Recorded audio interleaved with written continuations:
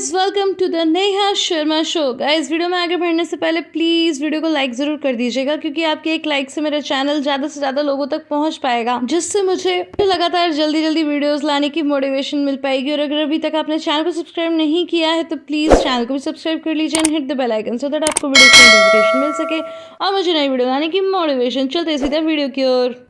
आरिफ जंगल में यहाँ वहाँ जैसे तैसे करके मेन रोड ढूंढता है और वहीं सड़क पे बैठ जाता है। जब उसे सामने से एक ट्रक आता दिखता है तो वो अपना हाथ दिखाता है। ट्रक थोड़ी दूर जाके रुकता है और फिर वो आदमी आकर आरिफ को ट्रक में बिठाता है। ट्रक सीधा तरियाबाशी में पहुंचता है और हम देखते हैं कि बाहर अभी भी विंडो पर ही बैठी थी, यानी रात भर से वो विंडो पर ही थी। से उतरते वक्त आरिफ ट्रक वाले को कहता है कि भाई मुझे माफ़ कर देना, मैंने तुम्हें परेशान किया। लेकिन वो आदमी कहता है कि आप कैसी बातें करते हो, मैं आपको सड़क पर थोड़ी छोड़ के आ सकता था, आखिर मैं भी तो एक इंसान हूँ ना। तो फिर वो धन्यवाद करता है। और जब वो उस ट्रक में से आरिफ को उतरते हुए देखती है तो वो बहुत परेशान हो जाती है और पूछती है कि क्या हुआ। सीधा नीचे ही उसके घर के सामने आ जाती है। वो अपने घर का डोर नॉक करता है तो मिस्टर यूसुफ भी बहुत परेशान हो जाते हैं और कहते हैं कि बेटा ये सब क्या हुआ। फिर उसे अंदर आने के लिए कहते हैं। उसकी हालत देखकर बहुत विचलित हो जाती है और उससे कहती है कि प्लीज हॉस्पिटल चलो। तो वो कहता है कि मैं बिल्कुल ठीक हूँ, इसकी कोई ज़रूरत नहीं है, और वो सीधा अंदर चला जाता है।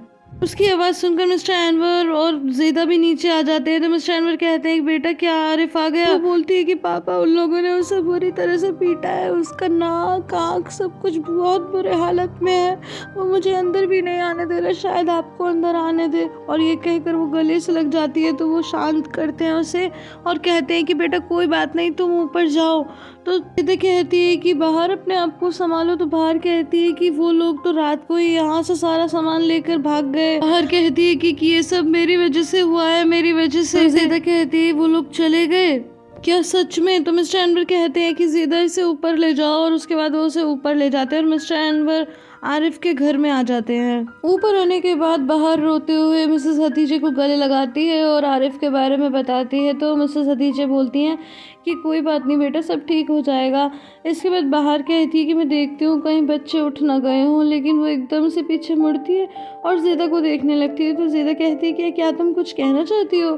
तो वो कहती है कि ज़ेदा मुझे माफ़ कर दो, मैं तुमसे बहुत प्यार करती हूँ, तुम्हारे बिना मैं क्या करूँगी। तो ये कहकर ज़ेदा उसे गले लगा लेती है और कहती है कि मैं भी तुमसे बहुत प्यार करती हूँ, मैं तुम पर वारी वारी जाऊँ, लेकिन देखो अब हमें और मत रुलाओ, हमारी आंखें थक जाएंगी। तो इसके बाद वो येलिस को भी गले लगाती है। तो येलिस कहती है कि तुम्हें पता है ना, तुम्हारे लिए तो मैं अपने प्राण भी न्यौछावर कर सकती हूँ। तो बाहर कहती है कि हाँ मैं तुमसे बहुत प्यार करती हूँ। एंड गाइस, मैं आपको बताना चाहती हूँ कि आप लोग येलिस की ये बात याद रखना, क्योंकि आगे ये बात बहुत काम आएगी। मिसेस हतीजे कहती है कि बेटा अगर तुम चाहो तो मैं भी तुम्हारे साथ घर आ जाऊँ। तो बाहर कहती है कि मॉम मैं यही चाहती हूँ। और उसके बाद वो लोग चले जाते हैं। तो ज़ेदा कहती है कि ये भी पूरी ममाज गर्ल है। इसके बाद वो येलिस से बोलती है कि येलिस क्या तुम मुझे भी प्यार करती हो? तो येलिस कहती है नहीं, मैं तुमसे बहुत परेशान हूँ, बहुत ज़्यादा।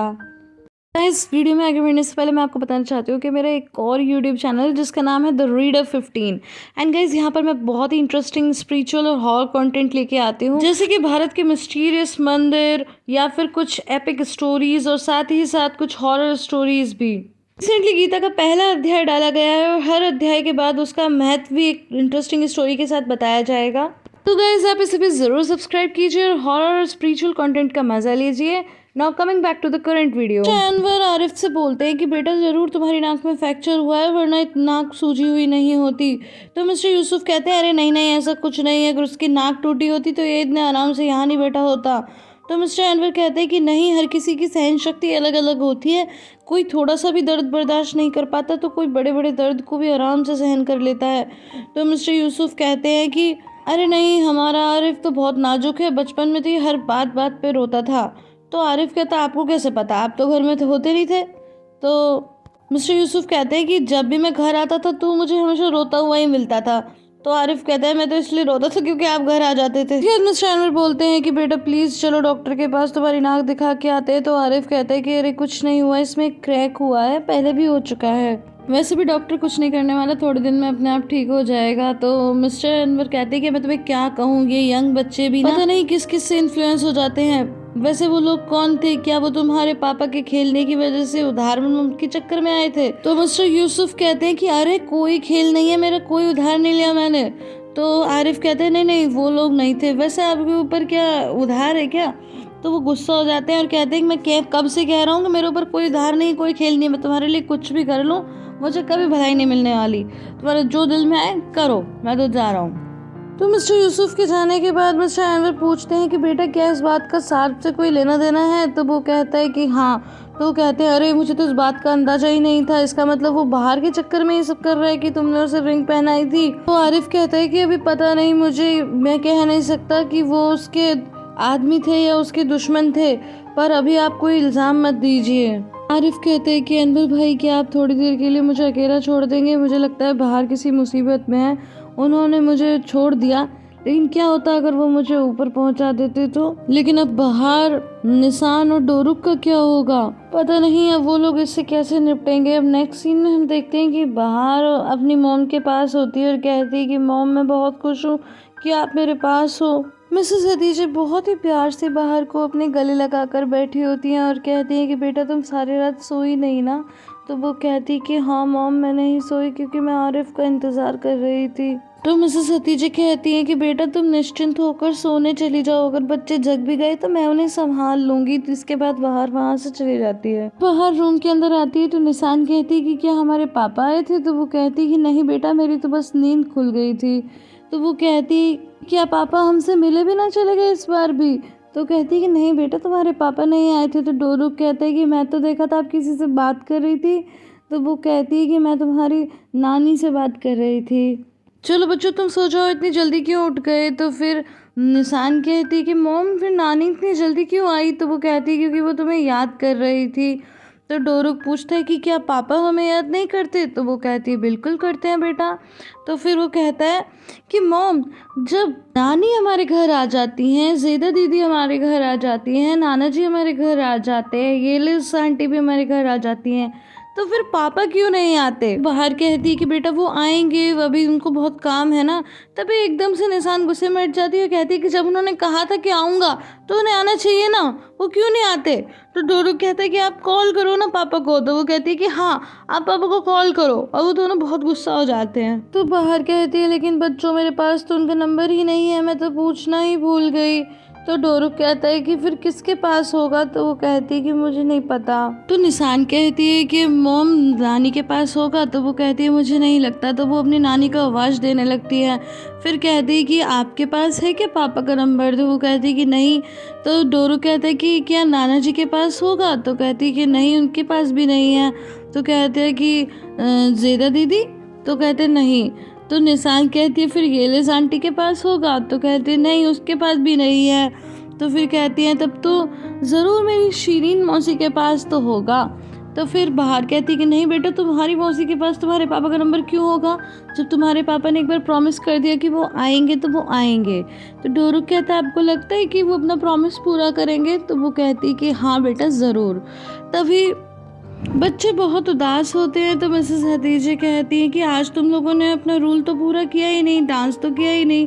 फिर वो लोग सब मिलकर डांस करने लगते हैं, बच्चे बेड पर उछल कूद करने लगते हैं। तो फिर बाहर भी अपनी मॉम को थैंक्स बोलती है। नेक्स्ट सीन में हम सार्प को देखते हैं जो बहुत ही उदास विंडो के पास खड़ा होता है कि तभी वहाँ पेरेल आती है। तो वो कहता है वो लोग बहुत गरीब हैं, बहुत ज़्यादा। तो वो कहती है कौन बाहर? तो कहता है हाँ एक बार तुम्हें उसकी हालत देखनी चाहिए, उन लोगों के पास कुछ भी नहीं है। जब मैं उन्हें छोड़कर गया था तब भी हम लोग गरीब ही थे, लेकिन कम से कम हम इंसानों की तरह तो रहते थे। तुम देखो जहाँ वो जिस मोहल्ले में रहती है, वो घर, वो गलियाँ, पड़ोसी, उनकी हालत सच में बहुत ख़राब है। तो पेरिल कहती है सुनकर मुझे बहुत दुख हुआ। फिर वो कहता है कि ये सब मेरे कारण हुआ है। तो पेरिल कहती है कि नहीं, अगर तुम्हें पता होता तो तुम ऐसा थोड़ी करते, प्लीज़ ऐसा मत बोलो। तो वो कहता है लेकिन अब तो मुझे सब कुछ पता है ना। एक सीन में बाहर किचन में काम कर रही होती है और मिसेस हतीजा निशान की चोटी कर रही होती हैं। तो वो कहती हैं कि बेटा तुम आराम कर लो, तुम रात भर सोई नहीं हो, मैं कर दूंगी। तो वो कहती है कि नहीं मॉम अब तो मेरी तबीयत भी ठीक हो गई है, मैं कर लूँगी। इतने में कोई डोरबेल रिंग करता है, वो जाके खोलती है तो सामने ज़ेदा होती है। तो बाहर उससे आरिफ के बारे में पूछती है। तो वो बताती है कि अभी तो पता नहीं, मैं तो मिली नहीं, लेकिन पापा ने कहा है कि घबराने की कोई बात नहीं है, वही उससे मिले थे। तो ज़ेदा कहती है कि तुम आज बच्चों को स्कूल भेज रही हो? तो वो कहती है कि हाँ यही ठीक रहेगा, फिर मैंने संभालूंगी कैसे, और वैसे भी आज मैं डॉक्टर जाले से भी बात करूंगी, कहीं वो कुछ ऐसा वैसा ना बताएं मेरी तबीयत के बारे में, तो इसीलिए इनके जाने के बाद ही बात करूंगी। तो ज़ेदा फिर घर के अंदर आ जाती है और उसे आते देखकर दोनों बच्चे चुपड़ जाते हैं और कहते हैं कि ज़ेदा दीदी गुड मॉर्निंग। फिर वो भी उन्हें गुड मॉर्निंग करती है और बहुत प्यार करती है। तो फिर डोरू कहता है कि दीदी आप तो आज बोरा से मिलोगी ना? तो वो कहती है कि हाँ तुम्हें कुछ कहना है? तो वो कहता है कि नहीं, मैं तो बस वैसे ही पूछ रहा था। इतने में फिर से कोई डोरबेल रिंग करता है, बाहर जाकर दरवाज़ा खोलती है तो सामने मिस्टर अनवर होते हैं। फिर वो गुड मॉर्निंग बोलती है तो वो भी गुड मॉर्निंग कहते हैं, लेकिन इसके बाद बाहर एकदम से उनसे गले से लिपट जाती है और उन्हें कस के पकड़ लेती है और कहती है कि पापा आई एम सॉरी, मैं आपसे बहुत प्यार करती हूँ। तो मिस्टर अनवर कहते हैं कि बेटा तुम्हें क्षमा मांगने की कोई ज़रूरत नहीं है, मैं भी तुमसे बहुत प्यार करता हूँ। तभी वहाँ निसान और डोरुक भी आ जाते हैं और निसान बहुत खुश होती है अपनी मम्मा को इस तरह देख के, और फिर दोनों बच्चे मिस्टर अनवर से गले लग जाते हैं। इसके बाद ज़ेदा और मिसेस हतीजे भी वहाँ आ जाती हैं। तो ज़ेदा कहती है कि मैं तो वारी वारी जाऊँ, है ना मम्मा, कितना अच्छे लग रहे हैं लोग। मिस्टर अनवर कहते हैं कि चलो चलो अब जल्दी करो, स्कूल जाना है। तो फिर वो उनको मफलर और कोट वगैरह पहनाने लगती है। तो इतने में मिस्टर अनवर बोलते हैं कि अरे मैं अपना चश्मा तो घर में ही भूल गया, मैं जल्दी से लेके आता हूँ। तो इतने में दोनों बच्चे नीचे उतर कर जाते हैं। तभी गली से सुलेमान गुजरता है और वो मिस्टर यूसुफ से पूछता है कि अरे कल शाम से कुछ पता नहीं चला, आरिफ का क्या रहा? तो वो कहते हैं कि वो तो आज सुबह घर आ गया। तो वो कहता है कि ठीक है वो। तो मिस्टर यूसुफ कहते हैं कि नहीं, उसका चेहरा तो पूरा बिगड़ चुका है। तो वो पूछता है कि कहीं कोई फ्रैक्चर वैक्चर, कोई चीज़ हड्डी वड्डी तो नहीं टूटी?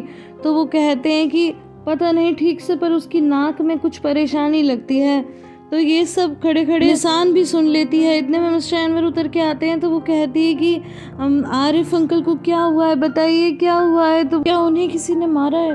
वो कहते हैं कि ये कहाँ से आ गया, कुछ नहीं हुआ बच्चों, चलो स्कूल चलते हैं। लेकिन वो कहती है कि नहीं, यूसुफ अंकल ने कहा है कि उनका चेहरा खराब हो गया है और उनकी नाक भी टूट गई है। डोरुक पूछता है कि आरिफ अंकल को किसने मारा? तो मिस्टर अनवर कहते हैं कि नहीं बेटा, ऐसा कुछ भी नहीं हुआ। जिद करती है और जाकर जोर जोर से आरिफ का दरवाजा खटखटाने लगती है। मिस्टर अनवर उसे रोकने की बहुत कोशिश करते हैं मगर वो नहीं रुकती। इतने में आरिफ दरवाजा खोल देता है और आरिफ को देखते ही निसान एकदम से घबरा जाती है और डोरुक भी डर जाता है। फिर निसान रोने लगती है और यह एपिसोड यहीं पे खत्म हो जाता है।